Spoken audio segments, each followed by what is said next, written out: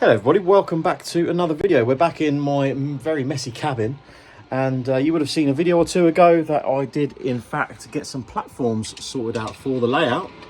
So I've got some lights in here and I want to wire these up in this video and get the station looking pretty and get it all lit up.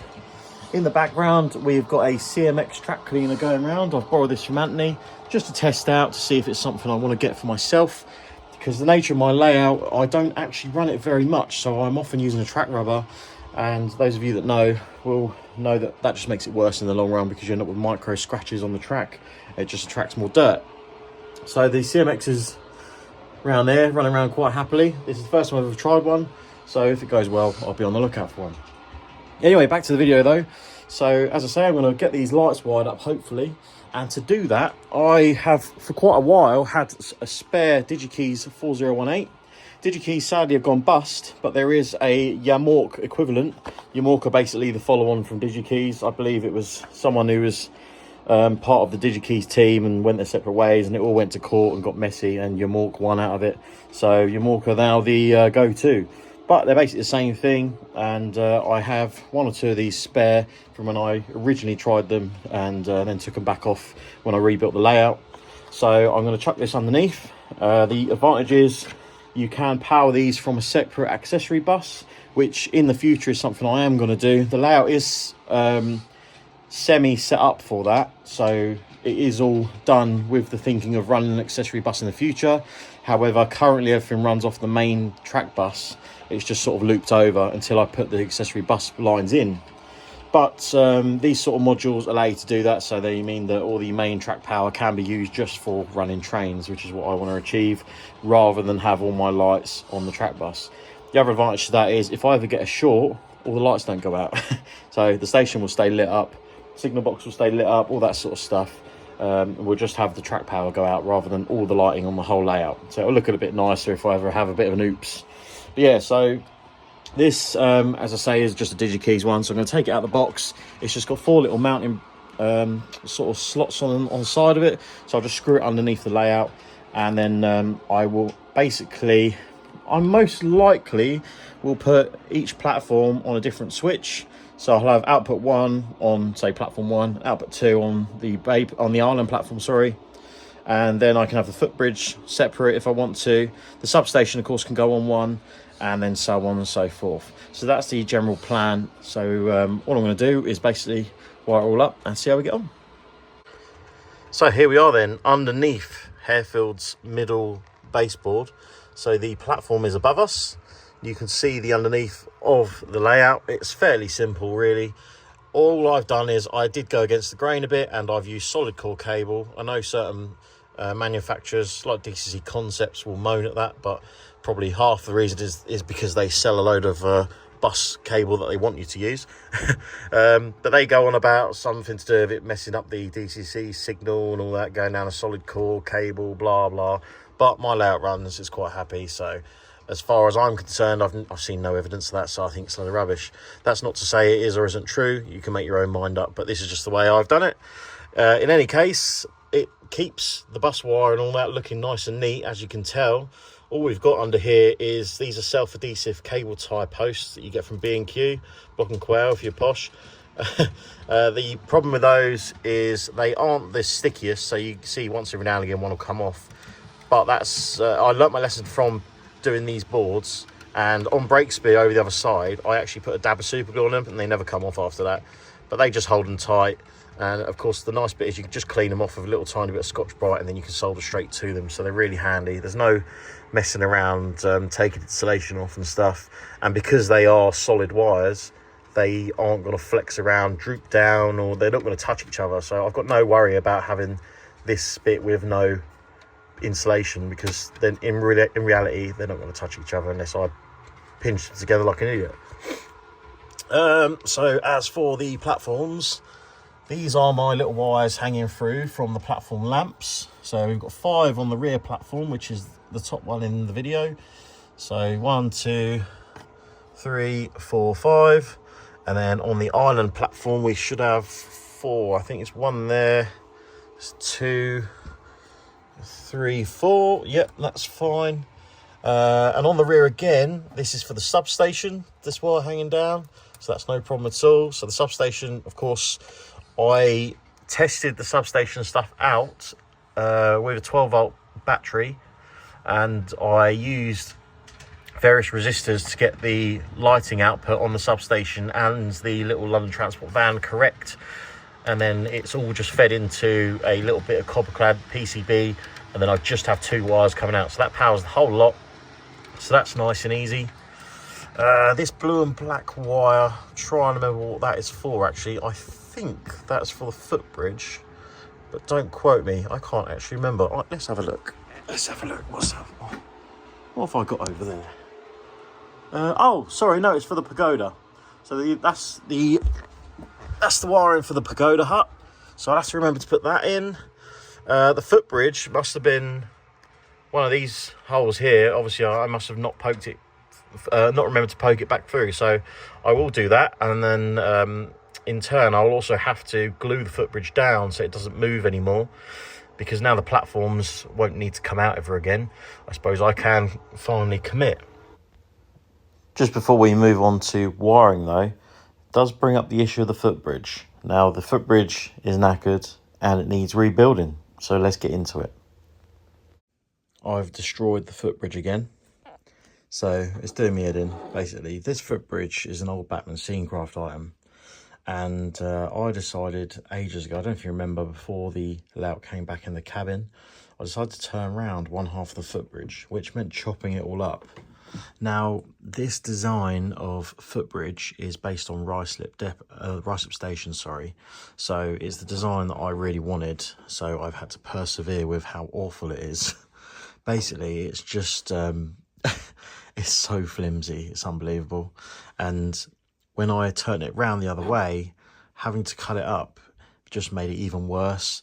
Then I decided, actually, no, I liked it the original way, so I've turned it back and had it back the right way for quite some time.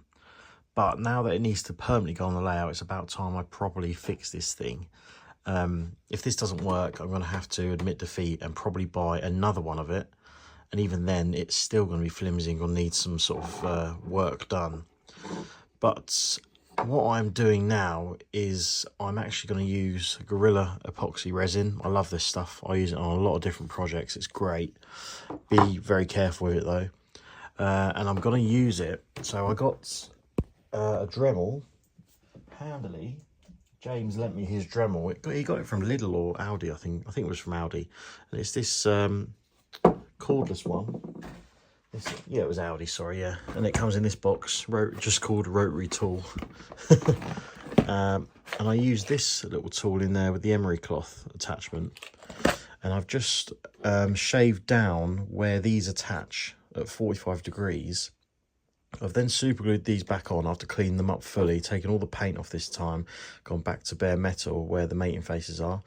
But what that's allowed me to do is create a little sort of channel between the two.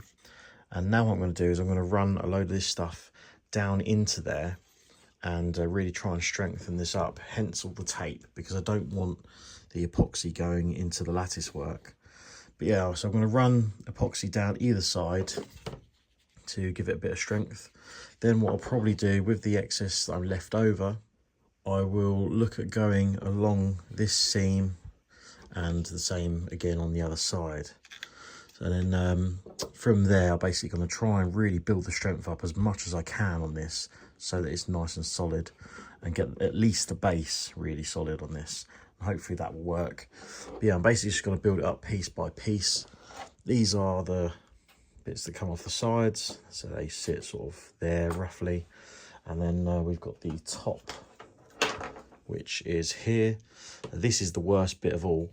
Apart from obviously the main structure. When I get that all strong, that will be okay. But this top piece literally sits on these little pegs, and obviously there's not much surface area there. Why Bachmann couldn't have made like a piece to run across the top to join them all together, I don't know. Because then this could have just slotted in and been nice and strong. So this epoxy resin is very handy, and it comes in this clever little sort of tube, which has both different types of resin in each side. So you basically pull this off, which is your cap, And the cap has also got a key in it, so you can't put it the wrong way round, because if you put it the wrong way round, then of course you'll never get the thing off again. So that's a little handy thing. But the idea here is that it will evenly-ish put the epoxy resin out of each tube, and then you basically mix it up until you're happy. The only problem is, to get it started, it's a little bit uneven, as you can tell, because I've got air bubbles in there. So I'm going to just dispense a bit. For some reason we got an air bubble in that side. There we go. So just do that to make sure that both tubes are even. And then we'll dispense a load on here. I've just got this random offcut of wood. So we'll just chuck all that down there. Just pull back on the tubes ever so slightly just to stop them spilling out. And as I said, you've got your keyed little lid, which only goes on one way. So you can chuck that back on there and then put that away somewhere out of harm's reach, I suppose. But yeah, then you're left with these sort of two halves. You just want to mix them together really well so that the epoxy will go off. But yeah, that's that mixed up, so it's all one even colour. So now I'm going to use this little applicator and basically just try and sort of feed it into the little gaps.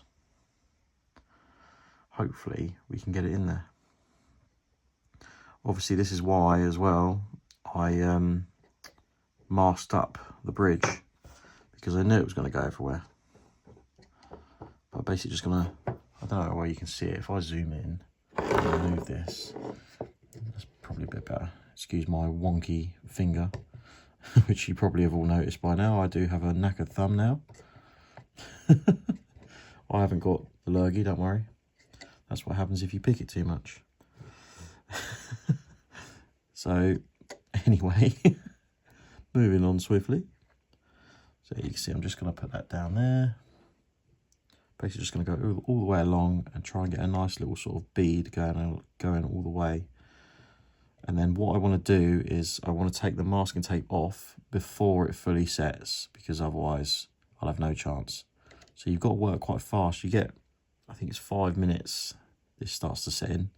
So you get enough time just to quickly slap it on, but you can't mess about. Well, the footbridge is now almost in one piece and it's nice and strong.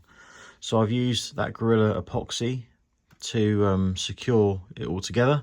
So I super glued it all together first, the top that is, and then I've come in with the epoxy and just gone round all the joins. You can't really see it. It looks a bit rough and ready at the minute because of course it's got no paint on it. So hopefully the paint will hide it all. And again, it's got epoxy going all the way down, like the seams and stuff. And again, it looks a little messy. But in any case, you won't really see that. By the time the sides are on, like so, obviously you're not going to see it. So it's not going to be a problem. Something I did do before as well, which was wrong, is these top pieces, I had them the right way round, but I had them sort of down here somewhere, so there was a gap. And I think they should actually touch this piece so that you don't have a gap where people are going to get wet. So I'm going to try and basically butt them up against like so that they're flush with the top section. And again, that will also help with strength. So it's really going to be a lot more rigid, because before, as I say, they were about there. And then you always had this gap, and this bit always sort of flexed around. It was never very strong. And obviously every time you flex something like this that's super glued together, it gets that little bit weaker. So yeah, I'm going to try and fit those flush against there. That will look a lot nicer. I'll just have to watch these bits at the bottom because they will be at risk of poking out. So I might have to do something with those, maybe put a slight bend backwards on them if I can. But I think we'll get away with it. But I know obviously it doesn't come across on the video, but compared to how this was yesterday when I took it apart, it's a completely different bit of kit now. I can pick it up literally from one end and it doesn't all fall apart. Look, it's completely solid. There's no flex in it either, side to side, so I can hold each end and twist it, and it doesn't twist. It feels very much like a fully resin footbridge, to be honest. So hopefully that's going to do the job nicely. We've got no gaps anymore because I've gone up the seams with resin as well, after just putting like a sort of dab of super glue just to keep them held together. I filled in all the gaps. So the reason I haven't fitted these sides and I left them till last is because I wanted to get a nice seam down here, and that would have made it difficult on each side, just to give these bits some strength. And also it means that I can get in just to touch up this area of paint, because this was a separate little part, this piece, because when I cut the bridge in half I had to remove that. That's why there is like a sort of slab of epoxy up the side there, because there was actually a missing piece of metal.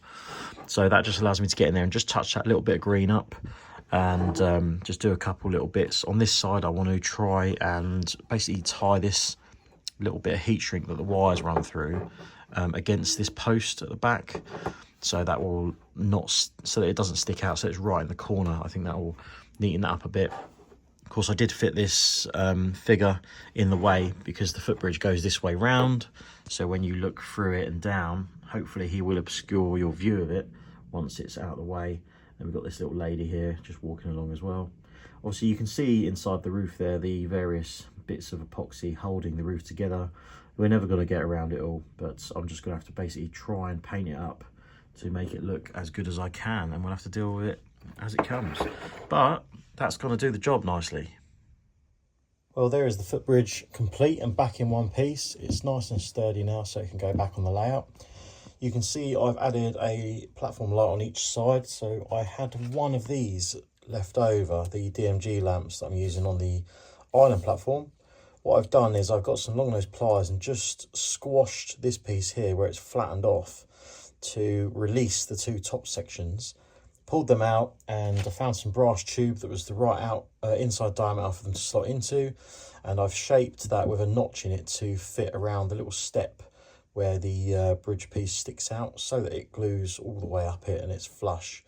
So you can see those in there, and I have left a little bit protruding at the bottom. It might seem a bit of an odd idea, however there is reason for it, and that reason is because of that. There you go, and that stops the footbridge now being able to slide around. Well, hopefully this will make some sense, but we've got platform 1 wired in now. So the lights drop down. These are the droppers for those LEDs, and I've basically wired them up a bit like bus wires on your DC layout. Remember, it's only 2 wires. So this is the furthest one away. So I started here. This lamp comes out, and I've wired straight into the end of that lamp. Saying that, if I put my light on, oh, it might make life a bit easier. Ooh, would you look at that? So you can see we've gone straight into the end of the 2 wires there. This is the wire that I use for dropper wires usually, so I've got loads of it, so why not use it? And as we come along, it basically just intercepts, and then there's heat shrink just stopping it, any flash bang wallops going on. So it's all nicely soldered and heat shrinked, and as you can see there's a little bit of extra wire there just in case the worst happens and I need to move something, or I have a wire come off. Then I've got an extra little loop just to enable me to resolder it, reconnect it. So as we follow it along, you can see it just carries on. There's another one there, and then there's one there and one here. Then I've got it looping around here, just again another loop just in case of failures. You can see it comes through the hole in the baseboard down here, and then into my DigiKeys 4018. That is currently just twisted over the bus wire just for testing until I decide what I want to do permanently. The bus wire comes out of here into the signal receptacle. Oh, what a word. And then out of there into the power area. However, in the future it will just come off the bus wire and go into the signal, and then the power will be on the separate accessory bus that one day when I pull my finger out my backside I will get round to fitting. But this basically jumpers the power across, so it takes power from your DCC system instead, and I'm just using that for now just while I set it up and get it all running.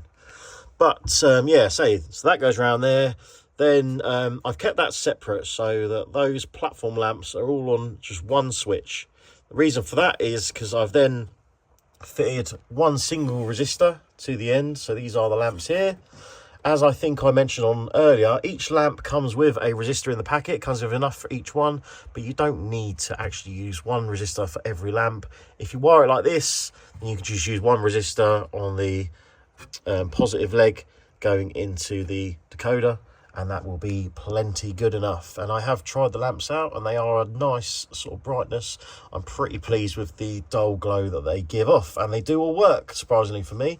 It took a little bit of messing about because I couldn't remember how to set one of these up. So I remembered that James from DCC Train Automation did a video quite some time ago before these lot went bust, and I used that to set it up. So that was pretty handy. And as if by magic, there we are, lit up nicely. So the station lamps are all in. As you might have noticed already, there is a slight problem. And that is because I obviously forgot what I'd bought. So all the lamps overhanging on platform 1 are warm white, and all of the island platform lights are cool white, which also means, because I chopped one up to make these, that this is cool white, so it doesn't also match. So I'm thinking what to do. I'm not sure if I make the whole station cool white or not, or because this is going to be the more modern looking platform, if I leave this cool white and I just use a bit of Tamiya clear yellow to yellow up that LED in there. I think I'll try that first and just see if that's sort of how I want it to look. I have also chucked a 1K resistor in the footbridge wiring just to tone it down a little, and it's still a little bit brighter than I'd hoped.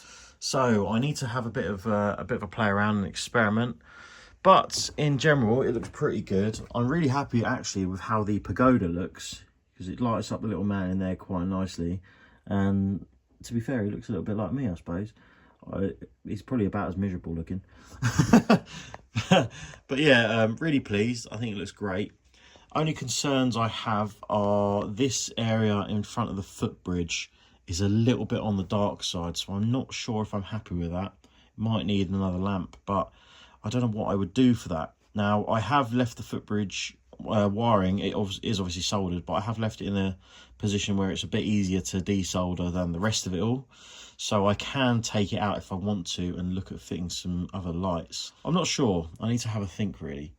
But obviously it does highlight the fact that this half of the layout is very dark. Now, the station building does have lights fitted, however, they're not wired in just yet. The canopies, however, don't have lights fitted just yet because I haven't got around to doing it. As I say, there was this gap where there's no lamp here because this canopy is going to sit down here somewhere. It's going to extend out a little, so that's the reason for no lamp there. But yeah, obviously a lot to do still. However, I did mention, of course, it is fitted on DigiKeys module. So if I go on accessories, I have programmed it so switch number 1 is accessory 401. I figured 400s because I don't use it for anything else, and because the DigiKeys module starts with a 4, so it makes it easier to remember. But I will also probably put a sticker on the module just to remind me. But yeah, 401 on or off, so you can see platform 1's lights on there. We go 403, that should be the pagoda, as you can see there. 405 should be the other platform's lights. Yep. And then 407 should be the footbridge, if I'm remembering this right. Or not. Oh no, sorry, 407 wouldn't be for that. That's the spare one. 409 then for the footbridge. And then should be 411 for the substation area. There you go, see, so they're all on their own separate switch. So I've left, as I think I mentioned earlier, I've left one switch spare for the canopy lights, which are going to go here. And then there is another one spare. I can't remember off the top of my head now. There was something else I was going to light. But yeah, happy days. I think it's looking pretty good. I don't know what you all think. You'll have to let me know in the comments. Right, decision made then. The footbridge is coming back out. It's currently defying gravity. I've managed to just separate the lamps that basically secure the footbridge in place. So they were only super glued to the footbridge at the back of it. So I managed to just ping them off basically so that the lamps can stay in place, and I've just got to undo the 2 wires for the footbridge itself, which makes life a lot easier. While I was doing that, as you can see, the lamp on the right, so this one here, I can just get my finger in that one. I've used a bit of Tamiya clear yellow just to make it warm white instead, and it matches the other lamps a lot better now on this side. It's much more fitting. The disadvantage to this is changing the sort of brightness of it with clear yellow does dull it down a bit in comparison to the others. And I was considering doing all of this platform. I think I am going to stick with this platform looking all new and modern in comparison to that one though, because I think we're going to have obviously all the modern signage on here, modern seating, whereas this, I'm probably going to lose these benches and put old benches in. They'll probably go on this platform somewhere, and I'll keep that as more of an old school looking, lesser used platform. So I think it will fit the theme to have the modern lighting here and just leave that as is. But yeah, back to the footbridge. Got to undo these 2 wires from underneath. So that's one of the reasons I put it on its separate switch output on the decoder, so I can undo it, pull the wires back through. That'll be easy enough to get that out. Then I'm going to try and fit some lights on the front of the footbridge, basically sort of along the top here if I can, to shine down this way, and hopefully then we'll get away with that. We'll see basically how we get on. Right then, we are fitting more lamps to the bridge. So I did experiment with trying to make a tube style light out of 2 LEDs soldered together facing each other with a little bit of plastic over the top, and it did sort of work, but it was becoming a right nightmare. So I then instead went through my old Celebrations tub, which has got a lot of rubbish in it, and I found an old yard lamp which used to be on this, and it was a 4-headed one. Anyway, I have cut the heads off. I've ground the paint off, and that's given me 4 lamps. So we've got 1 above each sort of set of steps, and then we've got 1 in the sides here. So I think once they're painted up, they probably do look a little on the big side, but hopefully, as I say, once they're painted up, they will look all right and blend in. There's the first lamp then. So it's a bit hard to focus, but you can see that they're shining away. We've got 1 wire running down the left, one wire running down the right. That's a bit of a tongue twister. And they go in at the bottom there. So the wires will terminate inside here. I don't want you to be able to spot these wires. So obviously they are covered with a little bit of tape just to sort of seal them up. And it makes it a lot easier, because trying to actually just super glue it to the sides of the footbridge is a nightmare. The bits where they come across at the top that you can kind of just about see, if I get rid of that. So these little bits, I will cover them with grey paint, and then I'll see how noticeable they are.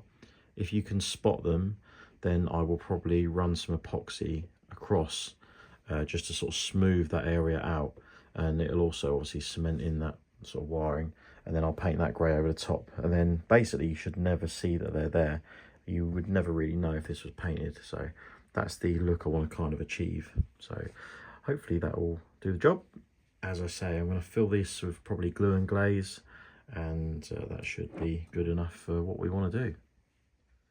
That's the footbridge done then. So I took it all indoors with my soldering iron and all that sort of stuff, and I took it all to bits while I was chilling with Charlotte. So we've put these lights in. As I showed before, they came off a floodlight that I had for a depot, and I've run these, and I've run the wires as carefully as I can. I haven't actually covered the wires up yet, so you can just about see them running down the side. So I don't know how well you can sort of spot them, but they run down these side pieces here with a little bit of tape over them, and you can just see the wire at the bottom. For some reason, that wire, the paint won't take to it, so I might have to chuck a little dab of primer over it and then a bit more black paint. I even tried a Sharpie and it just won't do anything. Oops. But yeah, I've painted them all in a grey colour just to keep them neutral. I Obviously did think about doing this side in the Chiltern blue and then leaving this side grey, but I thought it might look a bit weird, so I'll leave the lot grey on the footbridge and then we'll see how we get on. I've also chucked a little bit of weathering powder over it, so you can see the roof's got a bit of dirt over it now, and I've gone down in like a streaking sort of motion along here from diesel vehicles and stuff, diesel trains obviously. Same on the back, so it's not quite as bright white as it was, and underneath there's like a layer of black filth as well, and then also on these little side pieces just some streaks going down there just to kind of tone it down a little bit. But yeah, I did have a bit of a brain fart initially. Obviously I put these two lights in first because they were the furthest away. Then I was thinking, how can I run the lights across? I thought, I know, I'll just simply solder onto the end of that LED strip. Did that, soldered onto the end of the LED strip, wired it all up, and then of course these two lights went extremely bright and the LED strip went extremely dim, just because all the resistance values were obviously all over the place, because these two LEDs are basically they've got a separate sort of resistance because they've just got one resistor under here, whereas these have got one individual one for each. So basically these like sapped all the power sort of thing. So these were extremely bright and these were very dim. So I took it all back to bits again, redid it. Instead, the wires now actually come up that corner, so obviously you can't really see them, which was what I wanted. If I get it in the light, you can just see them there. So they're painted to match, they're glued to the side of the footbridge and painted, so you don't really notice them, so it just looks like part of the structure. But they got there, and then you can just about see the wires run down each side of the LED strip. Obviously I've painted them grey just so that you don't really notice them until you look up close. If you had a quick glance you wouldn't really think anything of it. Then redid this side, so they all come out together and they go down this side in one piece of heat shrink like it was before, but obviously the heat shrink now is a little bigger because there's twice the wires in there. But of course that is the far end, so you don't really see that, and that is why that bloke's positioned there, so that if you look through the footbridge he is in the way of some of it. And you're not really going to see up that direction. You might see in there that direction, but again, because it's stuffed in the corner, you don't really notice it. But yeah, so each side, so those two are wired together, then they've got a 1K resistor. Those two are wired together and there's a 1K resistor, and then it taps into the two wires that come in. It taps in before that LED strip. So each one has a 1K resistor on the positive side. So they were a bit bright. So I thought I'll chuck another 1K resistor in, and I didn't want to get too messy, so I put it on the negative instead, which doesn't make any difference. It was a little bit bright still, so I put another one in. So the negative wire here has basically 2K, so 2000 ohms resistance on it, and each positive has 1K on each side, and that's dulled it down so it matches the output of the strip light nicely. Of course, in hindsight, I could use probably a 4K resistor just for the whole thing, but it's just what I had laying about in my sort of spares box. I've got a load of 1K resistors because that's basically sort of the norm, what I use to keep LEDs from popping. I use a 1K, and then that's basically as bright as they'll go without going bang. But yeah, anyway, did that. That's all good. I've tested it on a 12-volt battery. It's all lovely. It looks really good.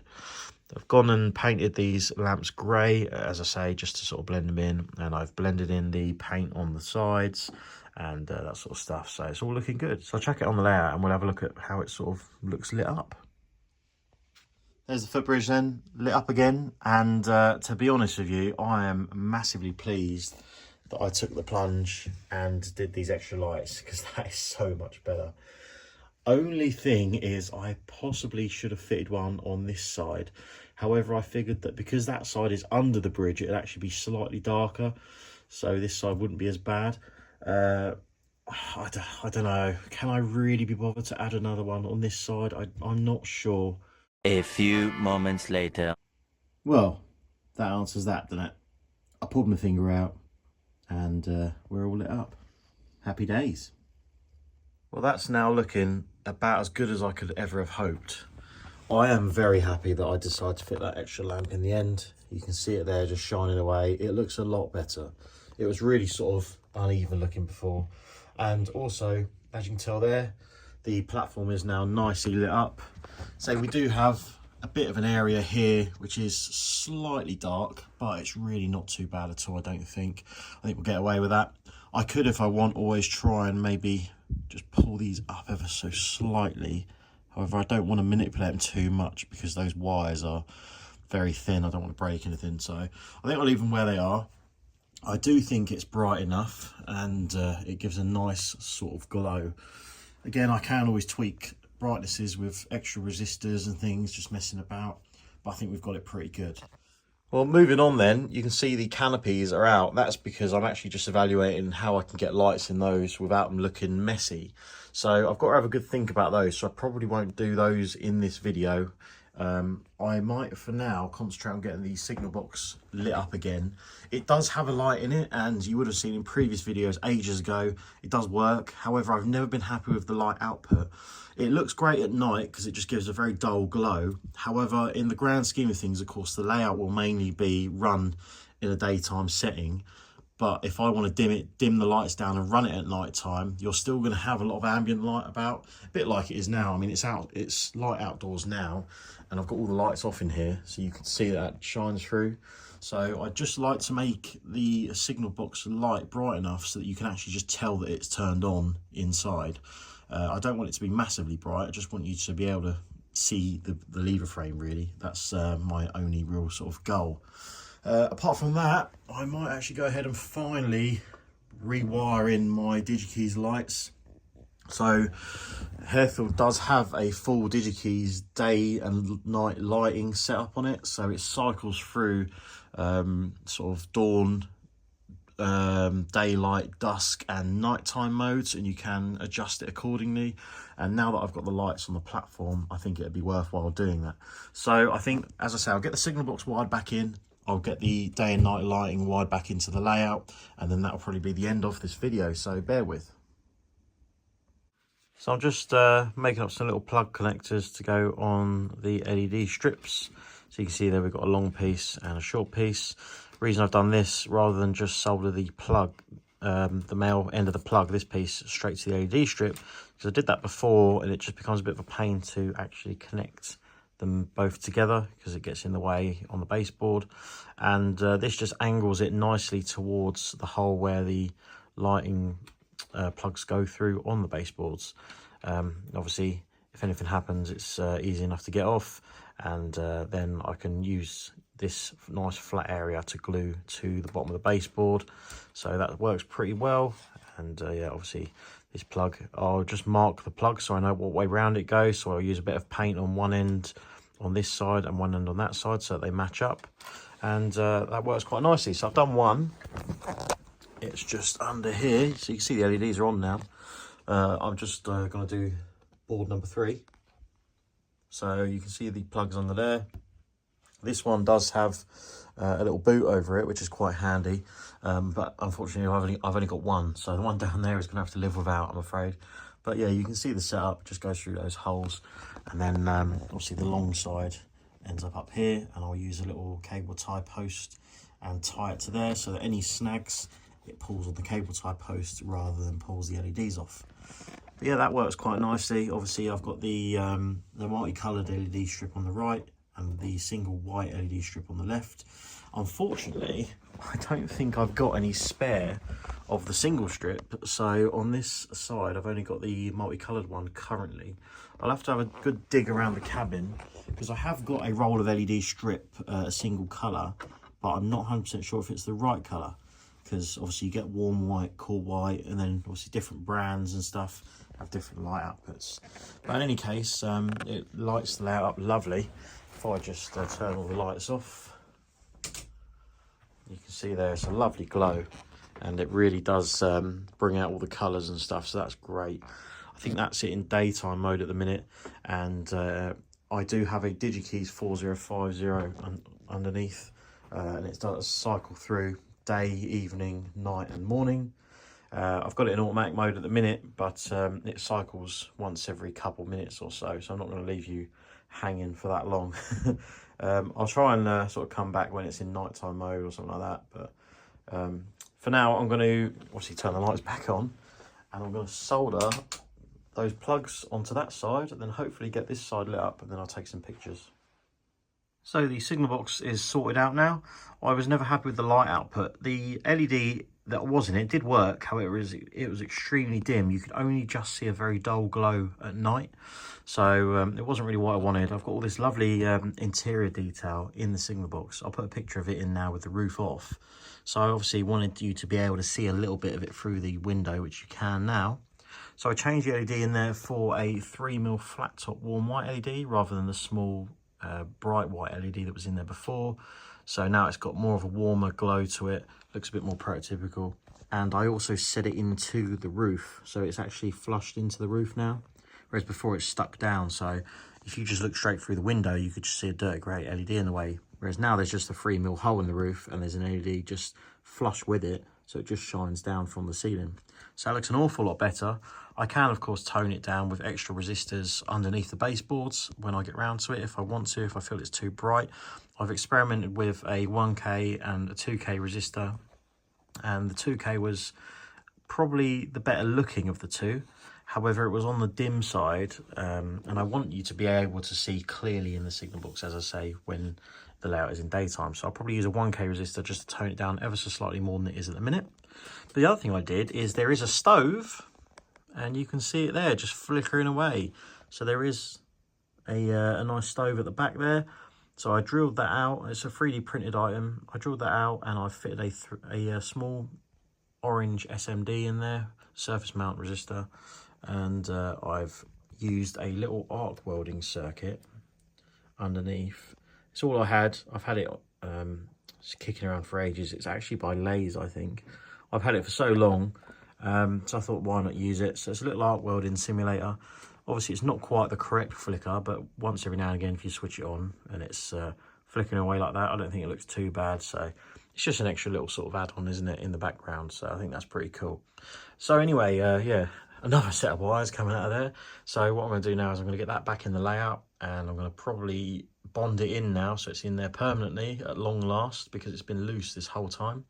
And then we're going to commit, and I'll wire that in as well. I might have to find my other DigiKeys 4018 module, or I can probably actually power it off the other switch decoder that's under here already that powers the signals. In fact, I think I'll do that because it's already there, so I might as well use it. So we will have the option of obviously switching it on and off, and which is something we're going to want with this little orange stove light. We're not going to want that on all the time. So I'm going to fit the signal box, and we'll get that sorted. Right, the lights are now all in, and as you can see, the layout is now in dusk mode. So it's just come from daylight to dusk, and now it's going to start to drop into night time. So you can see we've got those walkway lights lit up. They look really good. They've come out lovely, and obviously it lights the path up nice as the layout turns into darkness, right on cue.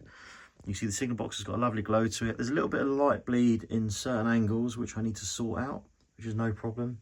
We've got that little stove in there as well. You can just about see it flickering away there. Of course, this is all controllable on DCC, so I can turn everything on and off as I please. These all run off of DigiKeys 50018, or whatever it's called. I think it's 500018, sorry. The only sad thing is, because DigiKeys did go bust, I'm having to manually program all the CVs. But that one switch decoder does these two signals here, does the signal box, it does those lights, and I've got enough outputs left for the signal that needs to go there. That one needs wiring in, and so on and so forth. But you can see the layout now coming up into morning mode. So again, it's still not quite full brightness, but it gives you a good idea of how it looks. I'm really pleased. This end obviously is going to be probably next video or two, depending on how I feel. Of course, we've got this whole board to properly light up to match the rest of this, and this all just needs sort of tweaking. Like, obviously the lamps aren't all glued in yet, even though they're wired in, so I just need to drop like a dab of PVA on them just to keep them straight. Little sort of bits of messing about, stuff like that. But generally, super pleased. And if I just stand back, you can see how well the layout looks now that it's got the proper lights, and it makes such a difference. So that's going to be the end of this video. it's dragged on too long now, to the point where it's actually 10:30 at night, and I'm flying to New York in the morning, so I better go back to back inside the house and start packing. Otherwise, I'm going to be very late and very aggy in the morning. But yeah, from me, thank you for watching this video. Hopefully you've enjoyed watching me put some lamps in. Maybe it's even given you a couple of ideas of what you can do. So when I get back from New York, I'll see you again. Hopefully I'll do something with the new EFE 1962/59 tube stock. And then after that, we'll crack on with some more lights. I've got to clean the cabin up. It's an absolute bomb site. And we will run some trains, I promise. So please hit the thumbs up if you've enjoyed the video, and let me know your thoughts in the comments below. Again, I am sorry I've not running any trains. I've just run out of time, to be honest, so you're going to have to wait till the next video. So I will see you again soon. Thanks for watching. Catch you later. Bye.